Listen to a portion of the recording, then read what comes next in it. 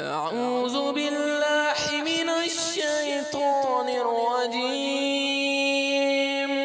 بسم الله الرحمن الرحيم.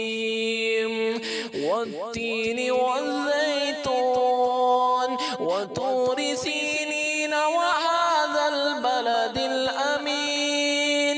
لقد خلقنا الإنسان في أحسن تقويم ثم رددناه أسفل سافلين إلا الذين